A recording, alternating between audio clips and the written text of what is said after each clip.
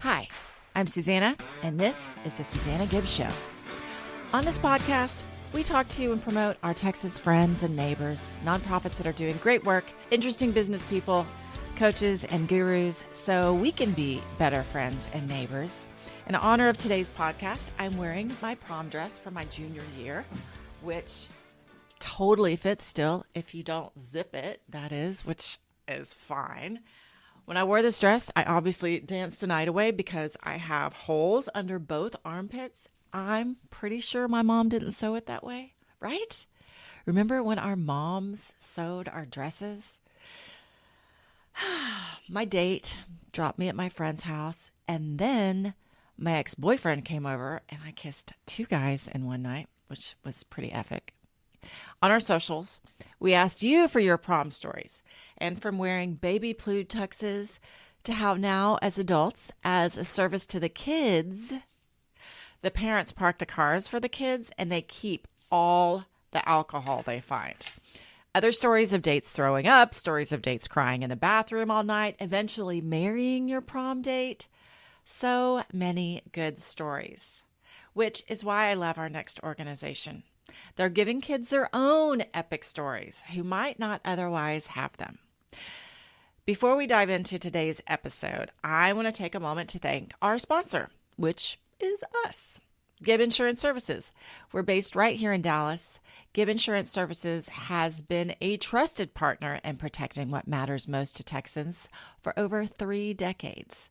Whether you're looking for a home, auto, or business insurance, our team of experts is dedicated to finding the right coverage tailored to your needs. Visit our website at www.gibbagencydallas.com to learn more about how Gibb Insurance Services can help safeguard your assets and plan for the unexpected.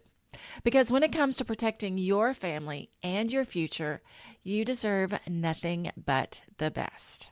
That's us, your local partner in insurance solutions.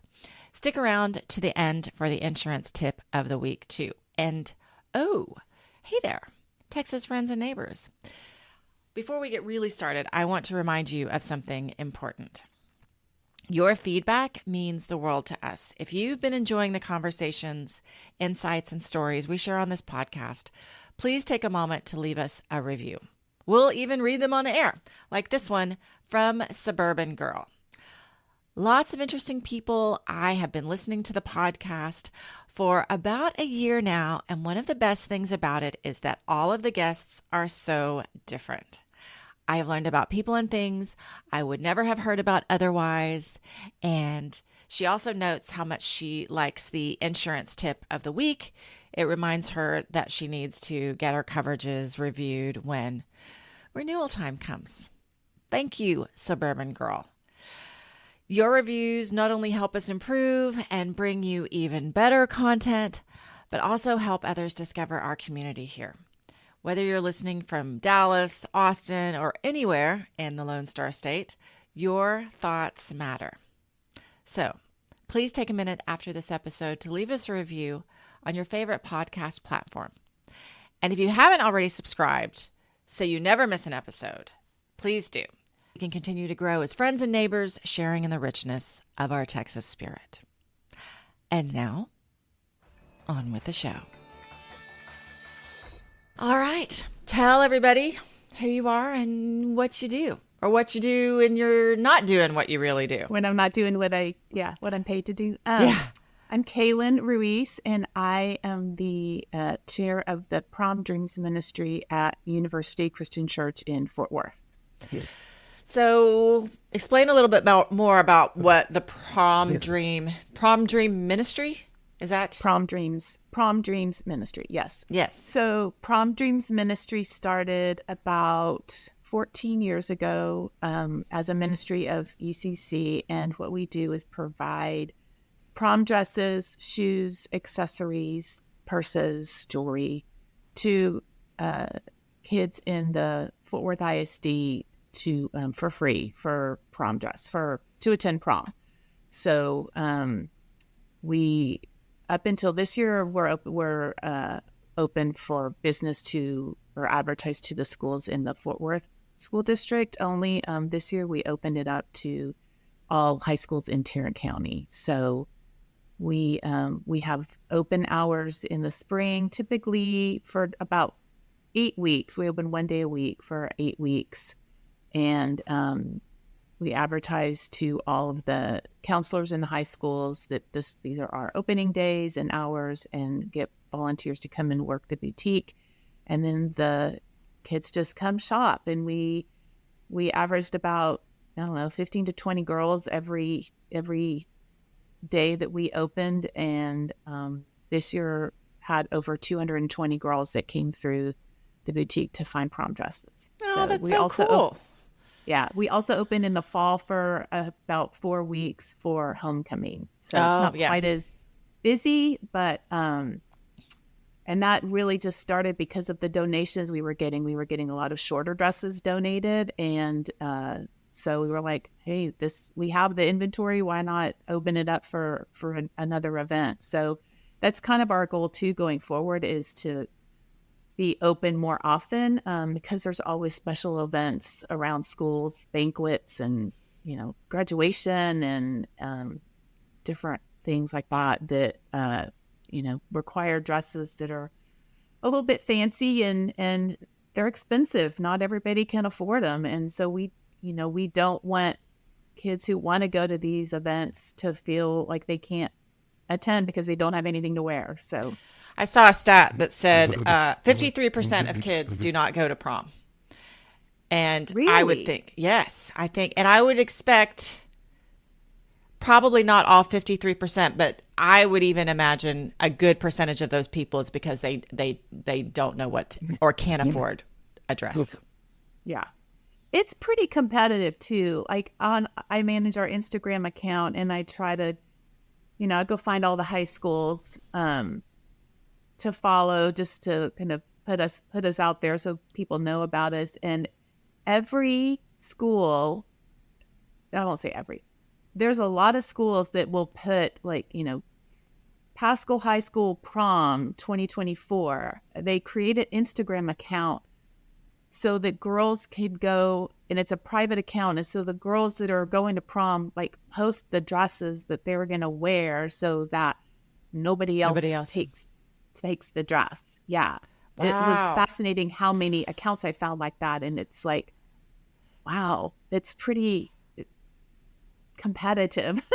Well, at least they're organized about it. Like I know that, when my daughter, they've all shared their dresses. So they know if somebody in their friend group is wearing the dress or somebody outside of their friend group. If they're like, that's not in my friend group, it's fine. We're not going to be in the pictures together, but she definitely will go through and she shops what she's looking for on Instagram based on what other people have posted. She's like, ooh, I saw that dress. Somebody wore it to this dance and I really like it. So Instagram has kind of changed the game in many ways. Yeah. So tell me some of the stories about how many people are in the store? What's a typical day like when girls come in? So we're typically open Thursdays from 5 to 7 was our boutique hours this year. And then we had, for the month of April, we were also open Sunday afternoons. But typically on Thursday, we have 2 shifts for volunteers. The first shift gets there 30 minutes early at 4:30 to open up the boutique, turn on the lights, turn on the air conditioner, just kind of make sure things are set up. We invariably had people showing up early to shop, like 4:30 to show up to shop. And so, if there's enough volunteers there, then we'll open the door. But we have slots for 3 volunteers to do a 4:30 to 6 shift, and then a second shift comes in to work 6 to 7:30, and then closes everything up. And we have typically one person that works the dressing rooms to help. A lot of these girls come by themselves, which is really kind of crazy too. And so they're back there working the dressing rooms and helping with zippers and, putting stuff away that the girls don't want. And just, soliciting opinions. Soliciting, yeah. Some of them want opinions, some of them don't. It's just, it runs the gamut of how involved they want us to be. But the staff people or the people that volunteer, they're just so sweet, and they love the say yes to the dress moment, like just warms our hearts every single time. And then from out in the kind of reception area, we have one of those big like bridal mirrors with the platform, so they can go and stand on the platform and look in the mirror, and so we encourage them to go out and look in the mirror and see, because the mirrors in that dressing room, it's a small space, and so they're not the best mirrors, and so that's fun too when the volunteers are working in the kind of the reception room when people come in, for everybody to see how they look and everything. And then once they find a dress, there's shoes that they can try on and bags and stuff, and we help them with accessories. A lot of these girls have never put on a dress like this. Like, this is their first time to put on something this fancy. And so, we help them with the accessories, and a bag of their dresses, like it's, a real boutique. We put the plastic bag over it, and we have bags for their shoes and everything, and the little jewelry, mesh bags for, we kind of do it up, it's not just a Target bag to say, here you go, here's your dress. Well, do you have very much a boutique type experience? So what do you charge? You don't charge anything for these things? Nothing. It's totally 100% volunteer, 100% donated. 100% volunteer, 100%. I won't say 100% donated. I do have to, dress wise, we end up pretty good. That we're always lacking in larger size dresses. So if I ever have to go buy dresses, that's what I'm typically having to buy is, size like 18 and up. I do end up having to buy shoes sometimes and purses, just because we just don't get enough of the right sizes. And I want to have, an assortment of sizes available, and purses just go fast and we can't get enough purses. So I'll go to flea markets or thrift stores or wherever I can find. I'm always on the hunt. I'm always on the hunt for stuff like that. The Dillard's outlet is my jam when it comes to shoes, because it's like sales are final. I don't care if sales are final, because I'm going to buy. I know the sizes I need, and I'll buy them, and they're brand new and they're good shoes. And I have I don't spend more than like $20 for a pair of shoes, and so I do buy that kind of stuff from donations that we get to the ministry, but I would say 90% of everything that we give away is donated. And a lot of the girls want to bring their dresses back after they've worn them. They ask if they can. They're welcome to keep they can them, give them back to pass them forward. They said, can we donate it back when we're done? I'm like, you don't have to, but yeah, absolutely you can. That's such a great thing that I'm sure they're so appreciative of having this beautiful dress that they want to push it forward to somebody else. Yeah. We've had girls that have come to shop, and then they're like, I want to volunteer. Can I come volunteer? And so they come to volunteer. I had a mom and daughter, like, I think it was our last day that we were open, and the mother spoke very little English, and my Spanish is like, 5th grade level Spanish. And so she asked me how much was the dress? And I said, nada, nothing. She goes, nada? And I go, yeah. She goes, I go, gratis, it's free. And she goes, really? And I'm like, yes. And her eyes she welled up with tears, and she's like, all of it? And I said, yes. I said, the dress, the shoes, the bag, like everything, it's free. And her daughter came out of the dressing room at that time, and she was like, whatever the daughter's name was, Maria, it's free. It's all free. And she's like, I know, that's why we're here. But the mom didn't understand that was the situation. And so she just, they're so grateful. She's like, thank you so much. Thank you so. And I'm like, no, thank you. Thank you for being here. Thank you for letting us, help you with this. We get as much out of it as they do. When you told me before that some of the girls who come in have no idea what even size they are. yeah, they're wearing, I mean, everything that they wear is like size small, medium, large. So they don't know. And so we always tell them, here, everything was organized by size. If try a size bigger and smaller than what you normally wear, because you know how formal wear is. Like designer stuff runs small and bridal stuff runs big, and everything fits differently. And so, and I say, if you don't know what size you are, then let us know. And there's usually a couple of volunteers there that we've done it long enough that we can eyeball and say, yeah, you're about a 12, or start here. And so yeah, they have no idea what size, where to even start. So I would have to assume that some girls come in with not their moms, but their buddies, don't they?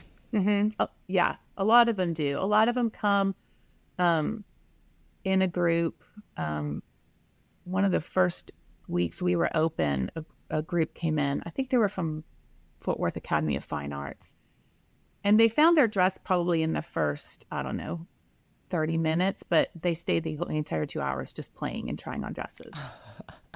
And the cool thing about that group too was like there was one girl who was like a size, 0 or 2, and then they were all sizes. They were from like a size 0 to a size 16. And what they said, I hadn't even thought about this before. They said, what we love about this place is that we can all come shop together. We're all different sizes, but we can all come shop together because you have all the sizes here. And there's not that pressure of, like going to Dillard's or, where some of them have to shop in this section and some of them have to shop in this section because all the sizes are not in the same place. And there's the salespeople, kind of hovering or whatever. And they were like, it's fun. We can shop together. We can, get people, like say, oh, so you try this on. Oh, I found this. This would look cute on you. They just were playing, and it was just so fun to watch them. Now, do you guys only have women's at this time, correct? Right now, yes. That is another goal of ours, is to expand into menswear. I think that the collecting of the inventory is not going to be a problem right now. The kind of our challenge is the space. I mean, we're busting at the seams for where we are located right now. So we have some ideas in the works as far as where we can expand to.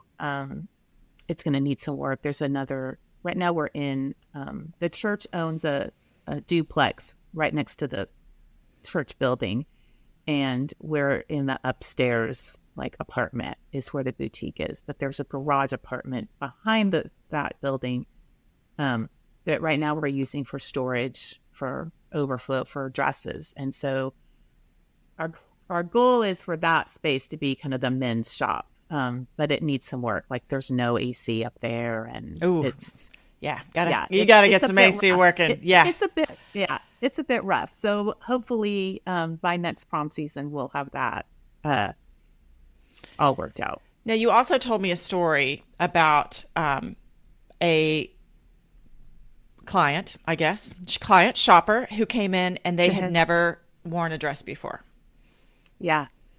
I don't want to presume the situation with this shopper, but she came in with three of her friends, a bigger girl. I don't know if she is going through transition or just a very big girl, large, broad-shouldered, and she had never, was kind of clueless. Her friends were precious, though. Her friends were like, here, try this, and a lot of it's just trial and error. It's like, well, let's start here and let's see how this fits, and then we know from here, okay, this doesn't fit because of XYZ, so let's try something else. And so I started helping her. She's like, oh, my shoulders are really broad, and it's like, okay, well, maybe something that's a little got some movement to it, some give to it. And so found a dress for her, and it was almost like I don't know if she was reluctant or she just was so like out of her comfort zone that she didn't really like know where to start. But her friends were like, "Oh, that looks good. How about this jewelry? How about?" And they were like putting her earrings in for her, and like this necklace, and how about this? No, I don't like that. Take that off. And she's like, I'm just the model, I guess. I'm just the mannequin. Like they're just doing whatever they feel like. And I was like, it looks great. How do you feel? And she's like, good. She goes, I've never put on a dress before. And I was like, well, I go, I'm glad you found one. That's another big fear of mine is, especially in the larger sizes where our inventory is a little bit more limited, that they're going to find something that fits. And I just, I hate the idea of somebody leaving empty-handed. So, have you seen, I thought about this. I've seen a couple different TikToks and things on Instagram where ladies, and I say ladies because it's ladies in 30s and 40s, they'll have a party at their house and everybody has to find something from Goodwill and dress up and come to the party. And there's a part of me that's like, but you're taking those dresses from people who might need them for prom, and yet they're having a good time. It's a dress for one night, right? Like, yeah. As long as I guess you have the Goodwill party and you plan to give it back to Goodwill at the end of it, right? At the end of it, yeah. Yeah. It's like Rent the Runway, but, you're just yes, buy and donate. I guess at the end of the day, like you're buying it, so you're giving back to Goodwill by buying it, and then you're going to donate it again. So it's kind of a double dip donation, kind of. Yeah, I like thinking of that. I was trying to, my daughter was buying a dress, or she was about to go to a dance, and my husband was like, well, why can't she just wear that dress? And I was like, oh, no. Bless your heart. Yeah, you can't do it. You can't rewear the dress. So it's nice to know that dresses can have a place to go and live and move forward. I remember we would get together with other schools in like the nearby towns, like the nearby suburbs. My mom would know somebody and we're like, oh, do you have a dress? And we would swap and stuff because it can get expensive really fast. Did you go to prom when you were of that age? I did not.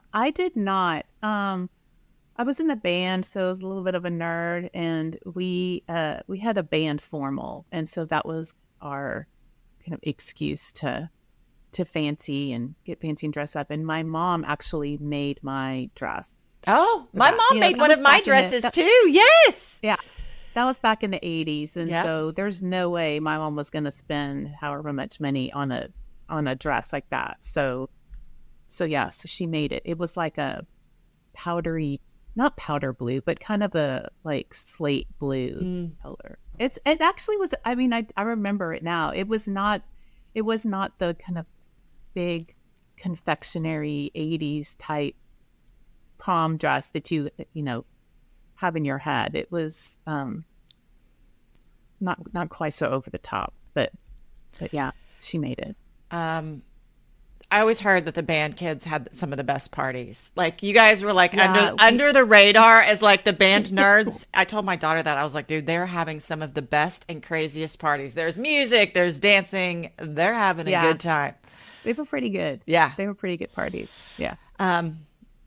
So I was looking around on the internet for prom fails and prom stories. Because I remember I went to a small school and I got to go to prom every year because there was only so many kids. And so I think the first year, my friend's dad rented a limo for us and our 2 dates. And at the end of the dance, the limo didn't show. So we were like, okay, well, we'll meet back at the house. I was spending the night with her. And so I got back to the house before her, and I'm going in the house and I set off the alarm. And her dad comes like rushing out in his underwear and he's like, where's Emily? And I was like, oh no, this is terrible. You're in your underwear. Emily's not here. So I was scarred. And I thought it was like, wow, we're about to get in trouble. I do remember my the band formal that the dress my mom had made. It had kind of a wide sash or something, and maybe she was finishing it last minute. I can't remember, but for whatever reason, she had to sew me into it, like sew the sash over the zipper so that it would stay, or there was a bow, or I don't remember. So basically I was sewn into the dress. So when I got home, I had to wake her up to get me out of the dress. Mom, get the seam ripper. That's awesome. I'm like, okay, yeah, I'm home. There was no sneaking back in the house and saying and avoiding the million questions of how did it go and did you have fun and whatever. It was like, no, I got to wake you up so you can get me out of this dress. I found a couple other ones online that I was going to share with you. And this one is actually from Jimmy Fallon. It says, my friend ripped his tuxedo and spent the night crying because he thought Men's Warehouse was going to sue him. So, I mean, I can just see that. There's always that one person who spends the night crying. Like, I swear, It doesn't matter how old you are. There's going to be a girl in the bathroom crying about something. I liked this one too. When I was putting on her corsage, the pin was bent. When I tried to fix it, I accidentally pulled her top down in front of her parents. Oh, can you imagine? Trauma for both of them. Oh. Yeah, that's awful. Yeah. And then this is the last one I'm going to read. My husband took 2 sisters to the prom. He was dating one of the sisters, and he thought that the other was just tagging along, thinking her date was meeting them there. All of his friends said they wish they were as lucky as he was. He thought he was just being polite. Oh, clueless. That's so funny. Yeah, I think it's so great that you do what you do, because there is so, like, everything when I was researching this, it was talking about not everybody's prom experiences are great. There's a ton of prom fails, but how important it is for kids to go to these things, to have these stories, to feel included. Like, you may not have gone to prom, but you went to your party with all of your friends. And yeah, that's so nice that you guys are able to give that to people.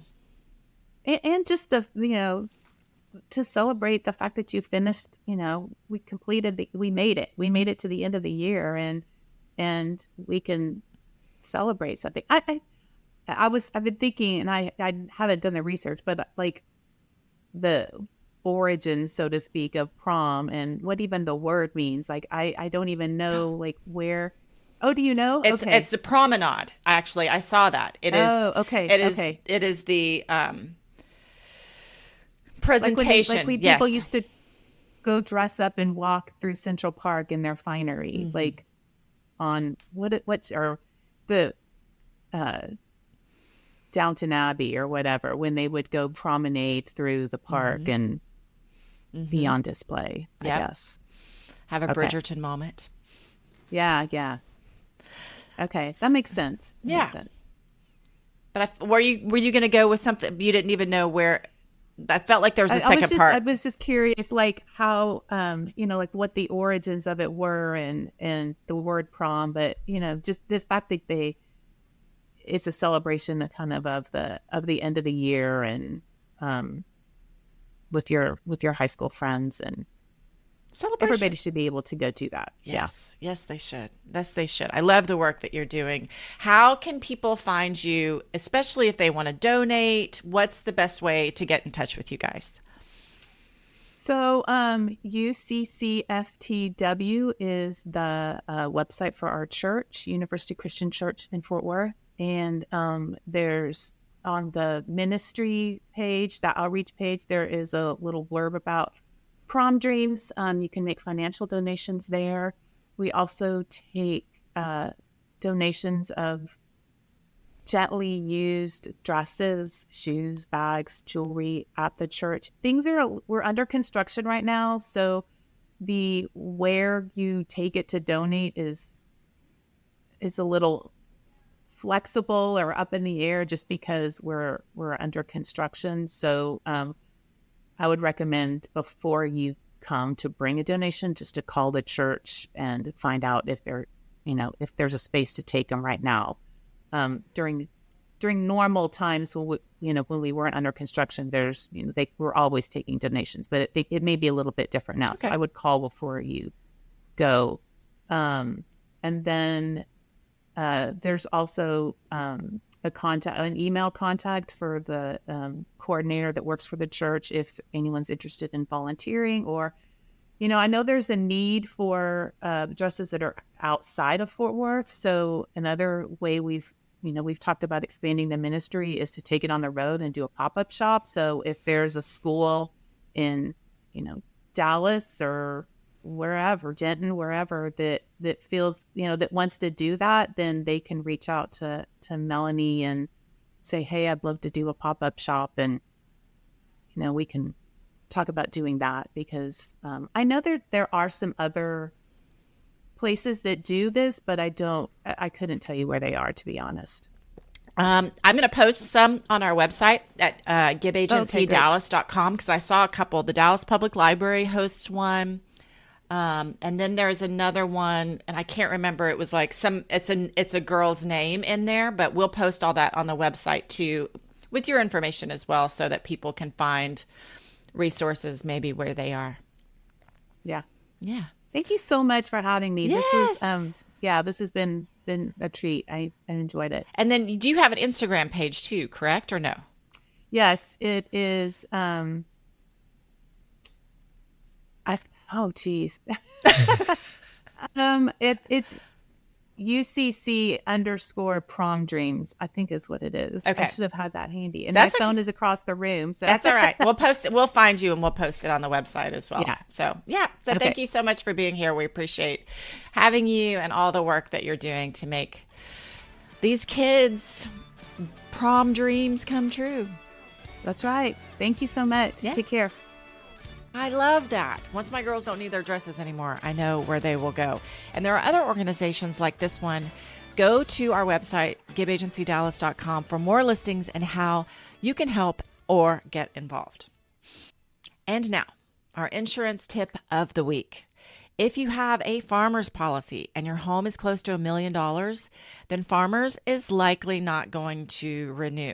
Now, this is in Dallas, so definitely check where you are in Texas, but I think it's statewide. And since there are less carriers accepting new business right now, get a jump on that so you have plenty of time to shop with your Texas independent agent.